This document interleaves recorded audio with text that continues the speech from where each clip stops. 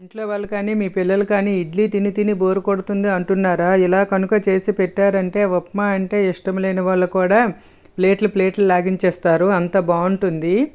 ఈరోజు సాయంత్రం మా అబ్బాయి అమ్మ ఆకలేస్తుంది, కారంగా వేరంగా అయిపోయేది ఏదైనా ఉంటే చేసి పెట్టమ్మా అని అడిగాడు. ఏం చేయాలని ఆలోచిస్తూ కిచెన్లోకి వెళ్ళి చూస్తే ఇడ్లీ కనిపించింది.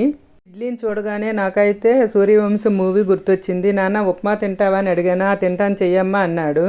నేనైతే ఉప్మా చేసిన తర్వాత ముందుగా మా నాన్నకి ఇచ్చాను.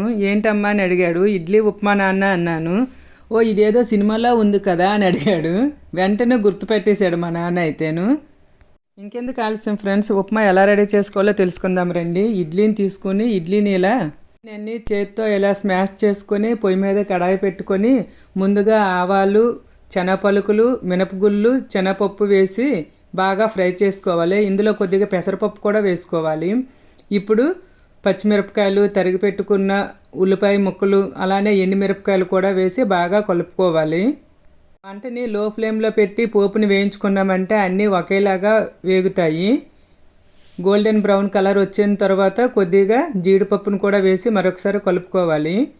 ఇప్పుడు ఇందులో రుచికి సరిపడా సాల్ట్ వేసుకోవాలి. మనం ముందుగా ఇడ్లీలో అయితే సాల్ట్ వేసాం కదా, అందుకోసమని కొద్దిగా వేసుకుంటే సరిపోతుంది. ఇందులో కొద్దిగా పసుపు కూడా వేసుకుంటే కలర్గా ఉంటుంది కనుక కొద్దిగా పసుపు వేసుకొని మరొకసారి కలుపుకోవాలి. మన దగ్గర చాట్ మసాలా ఉంటే చాట్ మసాలానే వేసుకోవచ్చు, లేదంటే ఆమ్చూర్ పౌడర్ ఉన్నా వేసుకోవచ్చు. నేనైతే chaat masala powder 1 tablespoon వేసి మరొకసారి బాగా కలుపుకున్నాను. కలుపుకున్న తర్వాత మనం స్మాష్ చేసి పెట్టుకున్న ఇడ్లీని ఇందులో వేసి కలుపుకున్నామంటే ఇడ్లీ ఉప్మా అయితే రెడీ అయిపోతుంది. చాలా అంటే చాలా బాగుందండి. మా అబ్బాయి అయితే 2 సార్లు వేసుకొని తిన్నాడు, అంత బాగుంది. వాడికైతే చాలా నచ్చింది. మా నాన్న మాత్రం చాలా గ్రేట్ అండి. ఎందుకంటారా, చెప్పగానే సినిమాలో చూసి చేసావా, సినిమాలో కూడా ఉంది కదా ఇలా అని అడిగాడు. నాకైతే చాలా నవ్వు వచ్చింది. ఈ ఇడ్లీ ఉప్మా చేసుకోవడం చాలా ఈజీ అండి. ఒకసారి మీరు కూడా ట్రై చేసి చూడండి. ఎప్పుడైనా ఇడ్లీ మిగిలిపోతే చాలా అంటే చాలా బాగుంటుంది. మీకు ఎలా కుదిరిందో కామెంట్